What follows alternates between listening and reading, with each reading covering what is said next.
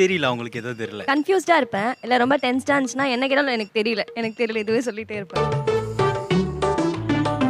அப்ப அவங்களே புரிஞ்சுக்கிட்டு எங்கேயாவது எனக்கு பிடிச்சது ஐஸ்கிரீம் வாங்கி தரது அந்த மாதிரி பண்ணணும். அந்த மாதிரி ஆனா உங்களுக்கு என்ன வேணும்னு உங்களுக்கு தெரியாது. எனக்கே தெரியாது. இப்போ உங்களுக்கே தெரியலனா அவர் எப்படி அதை தெரிஞ்சுக்கிட்டு உங்களுக்கு அதை செய்யறது? அதே தான் சார் நானும் கேட்பேன். நம்ம ஐஸ்கிரீம் வேணுமா தெரியல, வேற ஏதாவது சாப்பிடலாமா தெரியல, மூவி போலாமா தெரியல. உங்களுக்கே தெரியாத ஒண்ணு அவருக்கு எப்படிமா தெரியும்? தெரிஞ்சுக்கணும் சார், அவ்வளவுதான். என்னடா இது, எல்லார் வீட்லயும் இதே நிலைமை தானா? எனக்கு மட்டும் தான் இந்த பிரச்சனை ஆகுதுன்னு நான் பயந்தே போயிட்டேனா? உங்களுக்கும் இந்த பிரச்சனை இருக்குன்னு தெரிஞ்ச பண்ணா எனக்கு நிம்மதியாகுது. அதாவது ஒரு பொண்டாட்டி புருஷனை டார்ச்சர் பண்றதுக்கு பெருசாலாம் பிளான் போட வேண்டிய அவசியமே இல்லை. வெறும் ஒரு வார்த்தை போதும். தெரியலங்கிற ஒரே ஒரு வார்த்தையை வச்சே ஒருத்தனை டார்ச்சர் பண்றாங்கன்னா இதுக்கு மேல வேற என்னடா சொல்லணும்?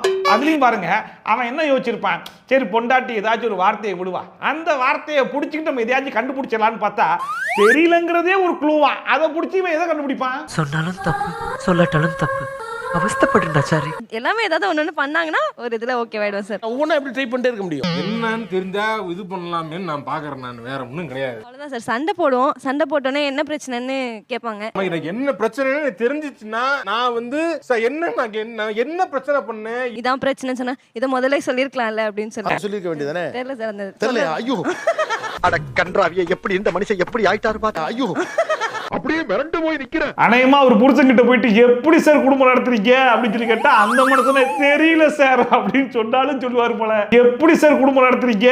அதான்டா எனக்கு தெரியல. வேற என்ன புரியல? அழுவாங்க சார், எல்லாத்துக்குமே அழுவாங்க. ஒரு வாரத்துல எத்தனை தடவை அழுவாங்க? 3 times அழுவாங்க. இவ்வளவு அழுகிற ஆளு என்னன்னு சொல்லிட்டு அழுக வேண்டியதானமா? அழுவுறேன் அப்படின்னு சொன்னா ரொம்ப கேஷுவலா எடுத்துப்பாங்க. விசாரிப்பீங்களா மாட்டீங்களா? ஏன் அழற, என்ன பிரச்சனைன்னு கேட்பீங்களா மாட்டீங்க? கேட்கும் போது தெரியல அப்படின்னு சொல்லிடுவாங்க. மறுபடியும் முதல்ல இருந்தா தெரியலன்னு சொல்லுவேன். ஒரு செகண்ட் டைம் கேட்டாங்கன்னா சொல்லிடுவேன். ஒரு 2-3 டைம்ஸ் கேட்டாதான் சார். உங்களை நம்பி அந்த ஆண்ட பேசவும் முடியலமா. பேசாம தூங்கி இருக்கலாம், நானே வந்து மாட்டிக்கிட்டனே.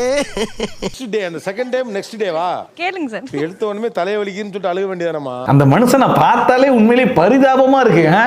எதை கேட்டாலும் தெரியலன்னு சொன்னா ஒரு மனுஷன் என்னதாங்க செய்வான்? என்னால முடியலடா. பாத்தீங்களா சார், பாத்தீங்களா என் கதையை கேட்டு நீங்களே பிம்மி பிம்மி அழுறீங்க பாரு. உண்மையிலேயே அந்த மனுஷன் நிலைமையை நினைச்சா ரொம்ப பரிதாபமா இருக்குதுங்க. கொஞ்சம் யோசிச்சு பாருங்க. என்ன சாப்பிட வேணும் தெரியல, எங்க போலாம் தெரியல, எந்த படத்துக்கு போலாம் தெரியல, ஏமா அழுகுற அதையாச்சும் சொல்லி தரலனா அதுவும் தெரியலன்னு சொல்லுது.